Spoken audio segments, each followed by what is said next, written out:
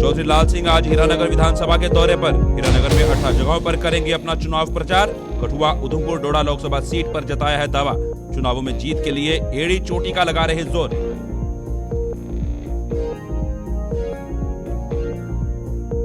नमस्कार, जम्मू कश्मीर की खास खबरें देख रहे हैं आप सब। मैं हूं आपके साथ साहिल केरनी। शुरुआत करेंगे खबरों की बड़ी खबर से, आपको रूबरू करवाते हैं। शनिवार रात को हुई बारिश के एक बार फिर जम्मू श्रीनगर हाईवे के लिए आफत साबित हुई है। पस्सियां गिरने और कीचड़ जमा होने के कारण जम्मू श्रीनगर हाईवे यातायात के लिए बंद कर दिया गया है। रामबन जिले के अधीन आने वाले किश्तवाड़ पत्थरी इलाके में हाईवे की हालत बद से बदतर हो चुकी है। बताया जा रहा है कि हाईवे को एक तरफा खोलने में अभी कुछ घंटों का समय लग सकता है। शनिवार रात को हुई बारिश एक बार फिर से जम्मू कश्मीर हाईवे के लिए आफत साबित हुई है। पस्सियां गिरने और कीचड़ जमा होने के कारण जम्मू श्रीनगर हाईवे यातायात के लिए बंद कर दिया गया है। रामबन जिले के अधीन आने वाले किश्तवाड़ी पत्थर इलाके में हाईवे की हालत बद से बदतर बनी हुई है।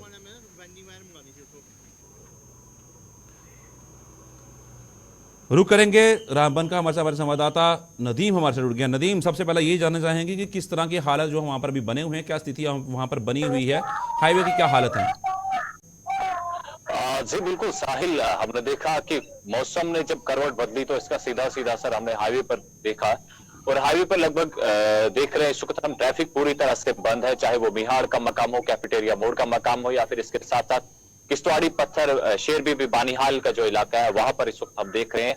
हालांकि चट्टाने वहां अभी भी गिर रही है, जिस वजह से रोड क्लियरेंस में काफी दिक्कतें हैं, काफी परेशानियां हैं। और दूसरी तरफ हम देख रहे हैं क्योंकि जो भी सेफ जोन्स की तरफ तमाम गाड़ियों को इस वक्त मूव किया गया है, ताकि हमने हाईवे पर देखा है कि जब भी हाईवे बंद होता है और उसके बाद कहीं न कहीं पत्थर गिरने का सिलसिला भी हमें हाईवे पर अक्सर व बेशतर देखने को मिलता है।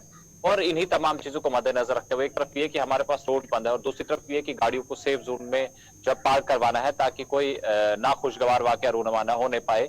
और इसी सिलसिला में हम देख रहे हैं चाहे वो कश्मीर से जम्मू की तरफ आ रही गाड़ियां हैं या फिर जम्मू से श्रीनगर की तरफ आ रही गाड़ियां, उन तमाम गाड़ियों को रोका गया है। कुछ गाड़ियों को जखैनी के पास में रुकाया गया है, कुछ गाड़ियों को सेरी के पास में रुकाया गया है, कुछ गाड़ियों को काजीगुंड के पास में रुकाया गया है, कुछ गाड़ियां बानीहाल में रोकी गई है, क्योंकि इस वक्त हाईवे के हालात इस तरह के है नहीं कि इस पर ट्रैफिक चलाया जा सके। किश्तवाड़ी पत्थर के पास में हालांकि हमने देखा कि कुछ देर के लिए अगरचे क्लियरेंस का काम शुरू किया गया था, लेकिन दोबारा से चट्टाने खिसकने की वजह से वहां पे दिक्कतें हैं। मिहाड़ और कैफेटेरिया मोड़ को लगभग ऑलमोस्ट क्लियर किया गया है, लेकिन अभी भी परेशानियां हैं। मौसम हालांकि खुशगवार है, बारिशों का सिलसिला रुका हुआ है, खिली धूप है, लेकिन इस बीच किश्तवाड़ी पत्थर एक चैलेंज बना हुआ है क्लियरेंस एजेंसीज के लिए, ट्रैफिक हुकाम के लिए।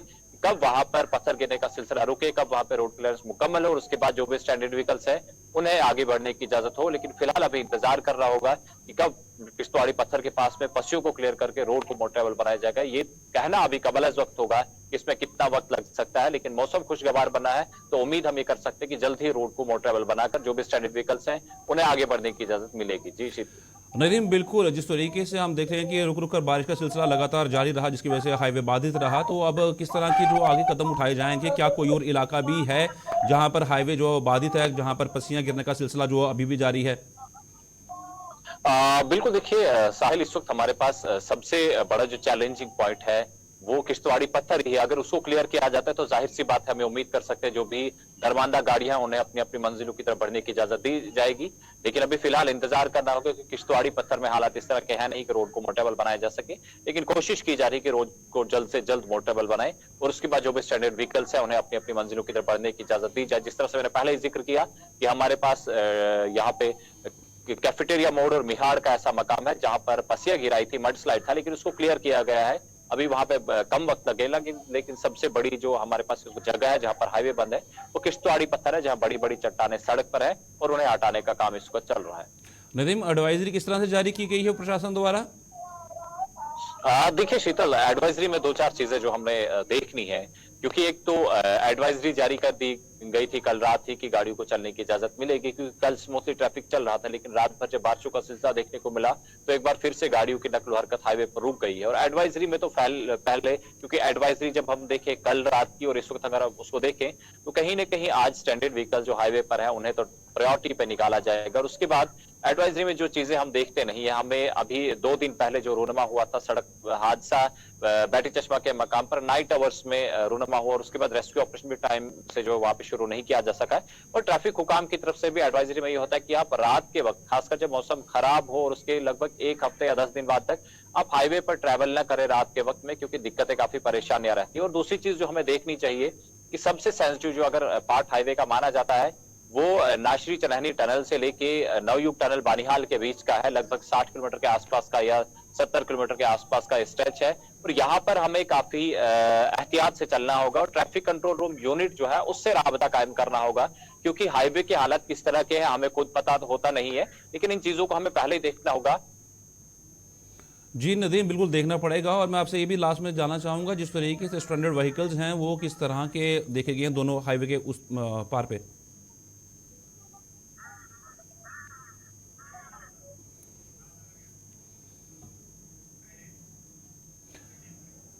जिस तरीके से हम बता रहे हैं कि शनिवार रात को हुई बारिश एक बार फिर से जम्मू कश्मीर हाईवे के लिए आफत साबित हुई थी, और जिस तरीके से हाईवे जो है वो अभी भी बंद है और राष्ट्रीय राजमार्ग पर किसी भी गाड़ी को जाने की इजाज़त नहीं दी जा रही है। और आपको बता दें कि जिस तरीके से जम्मू कश्मीर में पिछले 2 दिनों से लगातार हो रही बारिश के चलते सामान्य जनजीवन अस्त व्यस्त हो गया, जिसके चलते अब जिस तरीके से अब हाईवे को भी बंद कर दिया गया है।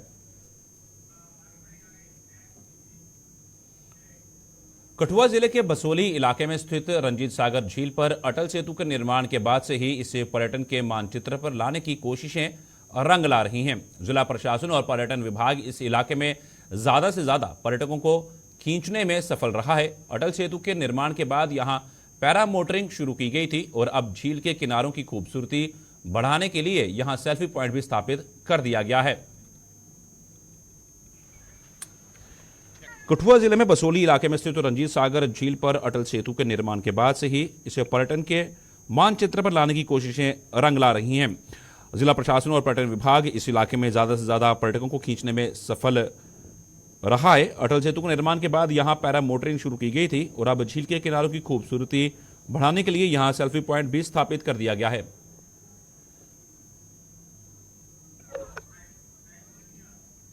और करेंगे हमारे साथ हमारे संवाददाता साहिल खजूरिया जुड़ गए हैं। साहिल, कितनी बड़ी सही चीज़ है पर्यटन के हवाले से अगर देखा जाए, और जिस तरीके से पर्यटक यहाँ पर लगातार देखने को मिल भी रहे हैं, उनकी तादाद बढ़ भी रही है, तो वहाँ पर जो लोग हैं उनके जो आजीविका है वो किस तरह से वहाँ पर चलने वाली है? की 87 वर्ग किलोमीटर में फैली हुई रंजीत सागर झील है और यहाँ पर्यटन की असीम संभावनाएं हैं। बात करें बसोली की तो पहले ही ये बसोली पेंटिंग्स मिनिएचर बसोली की मिनिएचर पेंटिंग्स हो गई, पश्मीना शॉल्स हो गए, या फिर इसे वैद्य नगरी के नाम से भी जाना जाता रहा है। लेकिन कुल मिलाकर बात करें तो पिछले कुछ दशकों से यहाँ टूरिज्म का इतना ज्यादा पोटेंशियल नहीं रहा था। अब जिस तरह से पिछले कुछ सालों में पर्यटन को लेकर गतिविधियां बढ़ाई गई हैं, तो साफ तौर पर देखा जा सकता है कि पर्यटकों की संख्या भी बढ़ी है। और पर्यटक सबसे पहले मांग करते हैं कि जब भी जहां जाए वहां सुविधाएं हो, वहां अलग अलग तरह की एक्टिविटीज हो। इसी में लास्ट ईयर जो है वो बोटिंग की गतिविधियों को बढ़ावा दिया गया था और इस साल जो है पैरा मोटरिंग स्टार्ट की गई। अब जाकर यहां पर एक सेल्फी पॉइंट एस्टेब्लिश किया गया है और साफ तौर पर ये सेल्फी पॉइंट उन्हें अपने वो पल संजोने का मौका देगा जहां वो परिवार के साथ आते हैं, एक अच्छा समय व्यतीत करना चाहते हैं और ये सोचते हैं कि जब वो बसोली आएंगे या पुरथू या अटल सेतु के पास आएंगे तो एक अच्छे लम्हों को यादगार बनाकर साथ ले जाएंगे।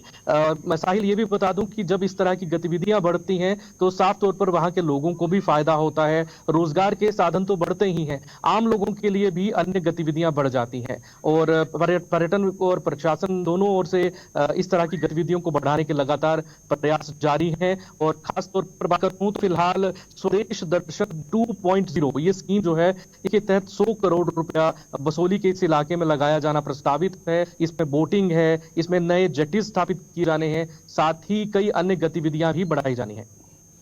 जी साहिल, जिस तरीके से यहाँ पर मोटर स्पोर्ट्स शुरू किया गया, अब क्या लगता है आने वाले समय में क्या वाटर स्पोर्ट जो है यहाँ पर और शुरू की जा सकती हैं?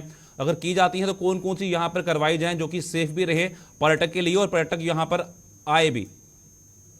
जी, रंजीत सागर झील में जो है एडवेंचर टूरिज्म की काफी संभावनाएं हैं। पिछले कुछ सालों में यहाँ वाटर स्पोर्ट्स की एक्टिविटीज को बढ़ावा देते हुए बोटिंग करवाई गई है। आने वाले दिनों में हम देख सकते हैं यहाँ क्रूज बोटिंग, फ्लोटिंग स्ट्रक्चर्स जो हैं वो भी विभाग लगाने की तैयारी में है। एक और खास चीज ये है कि अटल सेतु से लेकर पुरथू तक जो दूरी 7 किलोमीटर की है उसे 3.5 किलोमीटर का करते हुए एक रिवर फ्रंट पाथवे जो है वो भी बनाया जाना है, जिसके लिए काम शायद इसी साल शुरू हो जाएगा। और आने वाले समय में पर्यटकों को कई तरह की गतिविधियों के अलावा यहाँ आकर्षक चीजें, अम्यूजमेंट की चीजें जो है वो भी देखने को मिल सकती हैं। कई पिकनिक्स जो हैं वो यहाँ पर इन दिनों आ रही हैं। साहिल, ये भी बताऊं कि एक परफेक्ट प्री वेडिंग डेस्टिनेशन भी अटल सेतु और बसोली का इलाका इन दिनों बनता जा रहा है। साफ तौर पर इसका असर आने वाले दिनों में बसोली और आसपास के इलाकों में भी देखने को मिलेगा, क्योंकि ये एक बड़ा टूरिस्ट सर्किट है। बनी बसोली डेवलपमेंट अथॉरिटी इसका काम करती है और जो टूरिस्ट बसोली आता है उसे बनी की ओर अट्रैक्ट करके और भद्रवा की ओर ले जाने का एक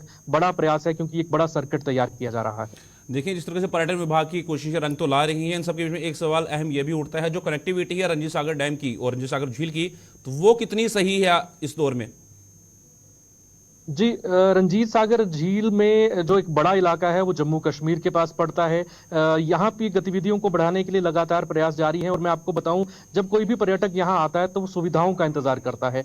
इस साल बसोली में एक और खास चीज जो की जा रही है वो है कि टूरिस्ट रिसेप्शन सेंटर में कुछ कमरे ऐसे तैयार किए हैं जो फुली एसी हैं, ताकि पर्यटक यहाँ आए और दिन दिन में वापिस ना जाकर रात में रुकने का भी उनके इंतजाम जो है वो यहाँ सुनिश्चित किए जा रहे हैं। इसके अलावा मिनी गोवा के नाम से प्रसिद्ध पुरथू का इलाका है, जहां पर लोग अक्सर आते हैं और खास तौर पर अप्रैल से मई के महीने में यहां पर्यटकों का खासा फुटफॉल जो है वो देखा जाता है। मैं आंकड़ों की बात करूं तो अधिकारियों के अनुसार पिछले साल जो मुकाबला था, पिछले साल के जो आंकड़े थे वो दोगुने थे पिछले कुछ सालों से। ऐसे में साफ तौर पर बात की जा सकती है पर्यटन को बढ़ावा तो मिल ही रहा है। आने वाले दिनों में जो गतिविधियां हैं बढ़ने से और वहां पे जो फैसिलिटीज हैं उसके साथ जो है पर्यटकों को और भी फायदा जो है वो मिल सकता है। एक आखिरी सवाल रहेगा मेरा आपसे कि जिस तरीके से पर्यटन को बढ़ावा तो दिया जा रहा है, पर जो पर्यटक वहां पर पहुंच रहे हैं क्या वो संतुष्ट हैं वहां पर मूलभूत सुविधाओं से जो उनको मिल रही हैं? जी, पिछले कुछ सालों से सुविधाओं की ही कमी थी जो खलती रहती थी, क्योंकि ये बसोली का इलाका हिमाचल और पंजाब से जुड़ा है। लोग डलहौजी या चंबा की ओर जाने वाले जो पर्यटक हैं वो एक बड़ा आसान रास्ता समझते थे कि बसोली के अटल सेतु को जो इंजीनियरिंग का नायाब नमूना माना जाता है उसे देखने के लिए आते थे। फिर इसके बाद वो पुरथू और बसोली का सफर करते थे, लेकिन यहाँ ना तो इनके लिए कोई खाने की अच्छी उचित व्यवस्था होती थी, ना ही ठहरने का कोई इंतजाम था। अब आने वाले दिनों में जो है ये सभी सुविधाएं वहां दिख जाएंगी। फिलहाल बोटिंग की सुविधा मिलने के बाद पर्यटकों की संख्या बढ़ी है। आने वाले दिनों में सुविधाएं बढ़ने के साथ ये संख्या और बढ़ सकती है और इससे पर्यटक साफ तौर पर संतुष्ट भी नजर आएंगे। धन्यवाद साहिल, पूरी जानकारी साझा करेंगे। जिस तरीके से रंजीत सागर झील जो है मानचित्र पर उसको लाया जा रहा है पर्यटन के, और जिस तरीके से वहां पर लगातार कार्य किस तरह से विकास के किए जा रहे हैं जिससे कि पर्यटक वहां पर खींचता हुआ नजर आ रहा है। बढ़ते हैं अगली खबर की ओर। कठुआ उधमपुर डोडा लोकसभा सीट पर कब्जा जमाने के लिए भारतीय जनता पार्टी और कांग्रेस दोनों ही दलों के उम्मीदवार एड़ी चोटी का जोर लगा रहे हैं। इसी कड़ी में इस सीट से कांग्रेस के उम्मीदवार चौधरी लाल सिंह वोटरों को रिझाने के लिए आज हीरानगर विधानसभा के विभिन्न इलाकों में चुनाव प्रचार कर रहे हैं। चौधरी लाल सिंह आज सुबह 8 बजे से इस मुहिम में जुटे हुए हैं और हीरानगर विधानसभा में 18 विभिन्न जगहों पर रैलियां कर लोगों से लोकसभा चुनाव में समर्थन की मांग कर रहे हैं। जिस तरीके से लगातार अब लोकसभा इलेक्शंस नजदीक आ रहे हैं और उसके बाद हर कोई रैलियां करता हुआ नजर आ रहा है, उसी दौरान आप कठुआ उधमपुर डोडा लोकसभा सीट पर कब्जा जमाने के लिए जिस तरीके से चौधरी लाल सिंह हीरानगर विधानसभा के विभिन्न इलाकों में चुनाव प्रचार कर रहे हैं, ज्यादा जानकारी रुक करेंगे हमारे संवाददाता हीरानगर से रंजीव मेहता हमारे साथ जुड़ गए हैं। किस तरह का ये रैलियां रहेंगी, कौन कौन सी जगहों का दौरा चौधरी लाल सिंह का रहेगा और कितना फायदा इन रैलियों से होगा, इन दोनों से होगा? बिल्कुल साहिल, यहाँ पर उधमपुर लोकसभा सीट की बात करें तो काफी रोचक मुकाबला भाजपा और कांग्रेस में देखने को मिलने वाला है और दोनों ही पार्टियों के प्रत्याशी हर जगह पर लगातार चुनाव प्रचार को तेजी दे रहे हैं, जिसके चलते आज सुबह से ही चौधरी लाल सिंह जो है वो हीरानगर विधानसभा क्षेत्र जितना भी है वहां पर अपनी चुनावी सभाएं कर रहे हैं और सुबह 8 बजे वह राजबाग से शुरू हुए थे और वहां से होते हुए राजबाग, हमीरपुर, छन रोड़िया, फिर वहां से सैसवा, फिर चंदमा, चड़वाल, त्यालाचक, गुड़ा मुंडिया, फिर शाम को हीरानगर टाउन और उसके बाद शन खत्रिया, लास्ट जो हमारा कठुआ जिले की हद है वहां तक रात करीब 9 साढ़े 9 बजे तक उनके लगातार कार्यक्रम है। आज 18 विभिन्न विभिन्न जगहों पर कार्यक्रम है। उसके तहत ही वोटरों को रिझाने के लिए, उनको अपने समर्थन में लाने के लिए जी जान से लगे हुए हैं चौधरी लाल सिंह, और जिसके चलते आज उनको समर्थन भी मिल रहा है। कहीं पर वो तस्वीरों में साफ तौर पर देखा जा रहा है कि वो मोटरसाइकिल पर भी निकले हुए हैं। कई जगह पर वो सभाएं कर रहे हैं, संबोधित कर रहे हैं, लोगों से हाथ मिला रहे हैं और आम पब्लिक के बीच जितना उनके पास क्लोज जा सकते हैं क्लोज जाने की कोशिश कर रहे हैं। खासकर महिलाओं, बच्चों के साथ भी उनका जो मिलना है वो लगातार जारी है। आने वाले दिनों में चुनाव प्रचार किस तरह से तेजी पकड़ता है ये भी देखना दिलचस्प होगा साहिल, क्योंकि यहाँ पर कठुआ उधमपुर की बात करूं, जब से चौधरी लाल सिंह को कांग्रेस ने प्रत्याशी बनाया है, जो जितना भी मुकाबला है ये एक तरफा हर समय यहाँ पर हर चौक चौराहे नुक्कड़ पर यही चर्चा है इस बार कौन बाजी मारेगा, क्योंकि 16,20,000 वोटर है इस पूरी उधमपुर कॉन्स्टिट्यूएंसी का, जिसको लेकर क्योंकि काफी बड़ा एरिया है, 18 इसमें विधानसभा क्षेत्र आते हैं तो 5 जिले हैं, तो इसमें अनुमान लगाना भी काफी मुश्किल है। लेकिन जिस तरह से दोनों पार्टियों के प्रत्याशी हैं, इनका आमने सामने का मुकाबला जी जो है, बिल्कुल रंजीत, जिस तरीके से कांटे की टक्कर देखने को मिल सकती है, जिसने चुनाव प्रचार हर कोई करता हुआ नजर आ रहा है, अपना दमखम दिखाता हुआ नजर आ रहा है, इन सब के बीच में हमें डेमोक्रेटिक प्रोग्रेसिव आजाद पार्टी के उम्मीदवार को भी नहीं भूलना चाहिए, क्योंकि तीसरा नाम वो वहां से आता है JM सरूरी। तो क्या लगता है किस तरह की टक्कर तीनों के बीच में होने वाली है? बिल्कुल, उनका नाम भी काफी आगे बढ़ा हुआ है। अगर इन दो प्रत्याशियों का, कांग्रेस और भाजपा के, अगर पहले 2 नंबर पर है, तीसरा नंबर उनका भी हो सकता है, क्योंकि वो भी काफी सक्रिय है, क्योंकि गुलाम नबी आजाद जहां के मुख्यमंत्री रह चुके हैं, बड़े पुराने मंजे हुए राजनीतिज्ञ हैं, उनके काफी समर्थक। कठुआ जिले की बात करूं, मैं अपने इलाके की बात करूं, यहाँ पर भी उनके काफी बड़े बड़े नेता, बड़े बड़े नाम वाले नेता इस इलाके में हैं, तो उनका भी काफी प्रभाव रहेगा। आने वाले दिनों में जैसे उनका चुनाव प्रचार इसी क्षेत्र में शुरू होगा तो लगेगा कि मामला किस ओर मुड़ेगा, ये भी देखना बड़ा दिलचस्प होगा। हम सब बातों के बीच में एक बात ये जानना चाहूंगा, कठुआ में आज जिस तरीके से हीरानगर विधानसभा के अंदर चुनाव प्रचार जो है चौधरी लाल सिंह कर रहे हैं, तो कितना समर्थन जो है वो मिलता हुआ नजर आ रहा है लोगों का उनको? देखिए, चौधरी लाल सिंह की बात करेंगे, जब से वो राजनीति में आए हैं तब से लेकर ही उनका लोगों के बीच जाने का जो सिलसिला है वो काफी लोकप्रिय रहता है। वो जब भी वो जाते हैं, चाहे वह पिछली बार अपने डोगरा स्वाभिमान संगठन की तरफ से चुनाव लड़े थे, तब भी उन्होंने की रैलियां, उनके जो सभाएं थे उनमें भीड़ देखने को मिलती थी। इस बार जो कांग्रेस के समर्थन का, कांग्रेस के टिकट पर वो चुनाव मैदान में उतरे हैं, तो दूसरी पार्टियां जो नेशनल कॉन्फ्रेंस हो, चाहे बीजेपी हो, चाहे हर्षदेव हो, काफी पार्टियों का उनको समर्थन है, तो हर जगह जाने पर उनको काफी समर्थन मिल रहा है। लोग खुलकर उनकी बात सुनने को आ रहे हैं, और वह भी लगातार जो सरकार में पार्टी है भाजपा, उस पर हर जगह कटाक्ष करते नजर आ रहे हैं और लगातार अपनी बात लोगों तक पहुंचा रहे हैं और अपने लिए समर्थन जुटाने का के लिए लोगों को कह रहे हैं। चौधरी लाल सिंह किन चुनावी मुद्दों को लेकर जनता के बीच में पहुंचे हुए हैं, किस तरह की बातें कहते हुए नजर आ रही हैं? देखिए, चौधरी लाल सिंह की बात करें तो उन्होंने स्थानीय मुद्दों को ही जो है तरजीह दी है, जैसे डेली वेजेस का मुद्दा हो, बिजली बिल का हो, स्मार्ट मीटर का हो, लोगों की जमीनों का हो, जो सरकार जमीनें हैं जहां अन्य लोगों की है, इस तरह के मुद्दे लेकर लोगों के पास जा रहे हैं। और डेवलपमेंट का भी उन्होंने लोगों को भरोसा दिलाया है कि वह लोग लोकल हैं, उनके पास सीधे संपर्क कर सकते हैं, उनको कहीं दूर नहीं जाना पड़ेगा। तो इस तरह की बातें कहकर अपने वोटरों को रिझाने के उनका प्रयास जो है वो लगातार जारी है, जिसके चलते अभी देखना होगा कि लोग कितनी उनकी तरफ आकर्षित हो रहे हैं। एक तरफ देखा जाए जो फ्लोट है उसका जो है, जो फ्लोटिंग बोर्ड होता है उसका काफी जो इस चुनाव में काफी महत्वपूर्ण योगदान हो सकता है। धन्यवाद रंजीव, पूरी जानकारी साझा करने के लिए। जिस तरीके से रंजीव ने पूरी जानकारी दी है, और आज हीरानगर के विधानसभा के 18 जगहों पर चुनाव प्रचार जो चौधरी लाल सिंह जो है करते हुए नजर आ रहे हैं, और जन समर्थन भी भरपूर उनको मिल रहा है। बढ़ते हैं अगली खबर की ओर। ऑयल टैंकर ड्राइवरों और क्लीनरों ने प्रशासन पर कोर्ट के आदेश की अवहेलना करने का आरोप लगाया है। जम्मू में ऑयल टैंकर ड्राइवरों क्लीनरों ने मीडिया को संबोधित करते हुए बताया कि कोर्ट ने oil tanker driver cleaner union के चुनाव करवाने का आदेश दिया था, लेकिन प्रशासन चुनावों को लेकर केवल तारीख पर तारीख दे रहा है। इन लोगों का आरोप था कि 8 सालों से यूनियन के चुनाव नहीं हो रहे हैं, और जो लोग यूनियन पर काबिज हैं वो ड्राइवरों और क्लीनरों के हितों के लिए कुछ भी नहीं कर रहे हैं। इन लोगों के मुताबिक वो चुनावों को लेकर डिवकॉम जम्मू से भी कई बार संपर्क कर चुके हैं, लेकिन उनकी कहीं भी सुनवाई नहीं हो पा रही।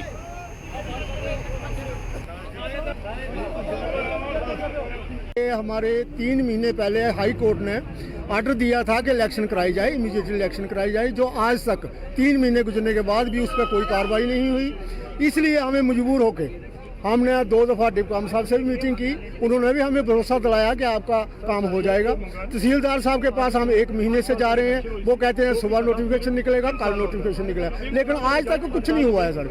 तो मजबूर है हम एडमिनिस्ट्रेशन को जगाना चाहते हैं, बताना चाहते हैं कि हमारे इलेक्शन करवाए जाए, जिनको 5 साल ड्यू हो गए इलेक्शन होने को। तो एक ही आदमी उस पर काबिज है। हमारे सारे हक हकूक जो है ड्राइवरों के वो स्लीप हुए हैं, वो हमें कुछ भी हक हकूक नहीं मिल रहा है। वो सिर्फ अपना वो ट्रांसपोर्टर हो गए हैं, पहले वो ड्राइवर थे जब उनको चुना गया, लेकिन अब वो ट्रांसपोर्टर हो गए हैं। उनके पास 4-5 गाड़ियां हैं, तो वो अपना फायदा देख रहे हैं, अपना बेनिफिट देख रहे हैं, ना कि ड्राइवरों के बारे में कुछ नहीं। आज का हमारा मेन मुद्दा है कि 30/12 को हमारी हाई कोर्ट ने एक ऑर्डर दिया था कि इमीडिएटली ये इलेक्शन करवाओ, और 30/12 से लेकर अभी तक हमारी नोटिफिकेशन निकली। 2-3 बार डिवकॉम साहब से, 2-3 बार डीसी साहब से मीटिंग हुई, फिर भी हमारी नोटिफिकेशन नहीं निकली। हमें मजबूरन अब प्रेस कॉन्फ्रेंस करनी पड़ी।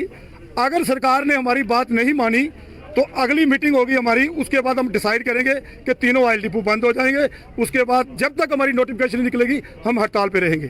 कितनी देर हो गई इलेक्शन नहीं हुई आपकी? सर 3 साल का पीरियड था, 16 से 19 तक इसका पीरियड था, 19 से लेकर आज तक 8 साल हो गए, इलेक्शन नहीं हो रही। बार बार ये जो मेन पार्टी बैठी हुई है ये हमें कोर्ट पे घसीटती है। कोर्ट बार बार 3 बार कोर्ट ने ऑर्डर दिया, नोटिफिकेशन 3 बार पहले भी निकल चुकी है, मगर इलेक्शन नहीं होती है। जब इलेक्शन की बारी आती है तो उसको सस्पेंड किया जाता है। इसलिए अब लास्ट हमारी यही थी कि हम प्रेस कॉन्फ्रेंस करेंगे, उसके बाद हम। जम्मू के गोल गुजराल स्थित गुरु तेग बहादुर मिनी स्टेडियम के जिम में लगे उपकरणों को लेकर पूर्व सरपंच पृथ्वीपाल सिंह ने सवाल उठाए हैं। पूर्व सरपंच का आरोप है कि जिम के तमाम उपकरण हल्की क्वालिटी के हैं। उन्होंने जिम के उपकरणों की खरीद में भ्रष्टाचार की संभावना जताते हुए विजिलेंस से जिम में लगे उपकरणों की जांच करवाने की मांग की है।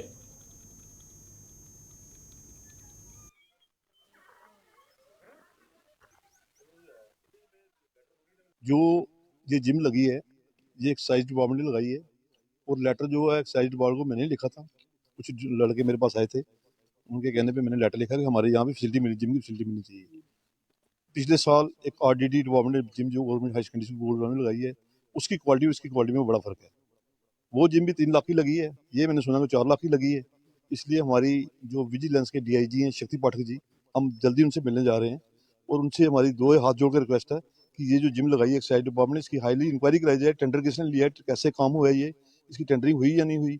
लेकिन ये बिल्कुल लो क्वालिटी की जिम है, और ये मैं शक्ति पाठक जी से रिक्वेस्ट करता हूँ कि जल्दी से जल्दी ये टीम बना के और इसकी इंक्वायरी कराई जाए। सर लगता है कि एक ग्राउंड है, स्टेडियम है, अच्छी चीजें देनी चाहिए ताकि लोगों को सहूलियत भी मिले और मजबूती और ज्यादा टाइम चले। देखिए ये इतना नहीं चल पाएगी। देखिए ऐसा है कि जैसे रर्बन प्रोजेक्ट आया था उसमें स्टेडियम ये बना है, उसके बाद यहाँ पे एक DC मैडम आई थी, उन्होंने हमें कहा था कि doctor Jitendra honourable minister doctor Jitendra Singh यहाँ पे आए थे, उन्होंने DC मैडम से कहा था कि आप अपनी तरफ से क्या देंगे। उन्होंने हमें यहाँ पे साइकिलिंग ट्रैक दिया है, बड़ा अच्छी क्वालिटी का काम हुआ है, PWD ने बड़ी अच्छी क्वालिटी का काम किया है। लेकिन ये हमारी सरकार से अपील है कि अगर सरकार हमारे लोगों का टैक्स का पैसा है, जो पैसा यूज़ होना चाहिए वो सही मटीरियल यूज़ होना चाहिए। और हमारी ये फिर दोबारा विजिलेंस कमिश्नर DIG साहब हैं, उनसे हमारी रिक्वेस्ट है कि फ़ौरन इसकी इंक्वायरी करा के ये पता लगाएं कि ये जिम कितने की लगी है और कौन कौन सी इसमें एजेंसी इन्वॉल्व है, कौन से कॉन्ट्रैक्टर है, और उसकी पेमेंट अगर होती है, मेरे तो कहना करनी नहीं चाहिए जितनी देर इंक्वायरी नहीं हुई, और करते हैं लेकिन इसकी इंक्वायरी पूरी होनी चाहिए। बिश्नाह के गांव चक जगतू में बुजुर्ग महिला संदिग्ध परिस्थितियों में फंदे से झूलती हुई पाई गई। इस घटना की सूचना मिलते ही पुलिस ने मौके पर पहुंचकर शव का पंचनामा कर मामले की जांच शुरू कर दी। मृतका की पहचान 99 वर्षीय माया देवी के रूप में की गई है। मृतका के परिजनों के मुताबिक माया देवी मानसिक रूप से बीमार थी और उन्होंने 2 बार नहर में कूदकर भी जान देने का प्रयास किया था। अगे भी पहले भी ये 2 बारी मेरा साहब भी इन्हें कोई नहरा में छाल मारी थी, तो रिपोर्ट लिखाई थी हमारा दिमागी नुक्स होई दा बुढ़ी होरे, तो पुलिस वाले 2 बारी हैंड ओवर सानू करिए, फिर नीचे भी पर्चा लाया, नवे शहर मैंने पर्चा लाया, वो भी आखिया कोई गल नहीं सेवा सुवा करो, ये खंदी कि नहीं ही कुछ बिच भी मारा। तो हूँ सवेरे अस सुते दे तो मिगी सुते तो कुछ ने ठा लिया, आखा तुंदी भला माई तुंदी भला फाह लगी दी है, ਪਕਾਰ ਅਸੀਂ ਜਾਈਏ ਤਾਂ ਕਹਿੰਦੇ ਸੱਚੇ ਭਾਈ ਆ ਸਹੀ ਦਾ ਉਹਦੇ ਵਿੱਚ ਸਾਡਾ ਕੋਈ ਕਸੂਰ ਨਹੀਂ ਹੈ ਹਮਾਰਾ ਲੱਗ ਰੋਂਦੀ ਸੀ ਇਹ ਕਿੰਨੀ ਉਮਰ ਕਿੰਨੀ ਉਮਰ ਹੈ 99 ਸਾਲ ਹੈ ਦੀ ਤੇ ਰੋਟੀ ਸਾਰਾ ਕੁਝ ਸਾਰਾ ਆਪਣਾ ਹਾਂ ਰੋਟੀ ਕਦੇ ਕੋਈ ਚਾਚਾ ਦਾ ਹੀ ਜਾਂਦਾ ਹਾਂ ਕਦੇ ਕੋਈ ਦੇ ਜਾਂਦਾ ਕਦੇ ਦੂਆ ਚਾਚਾ ਦਾ ਹੀ ਜਾਂਦਾ ਹਾਂ ਇੱਕ ਕੱਲ ਖਾਂਦੀ ਕਿ ਨਹੀਂ ਹੈ। जम्मू कश्मीर की खास खबरों में फिलहाल इतना ही, दीजिए इजाजत, नमस्कार।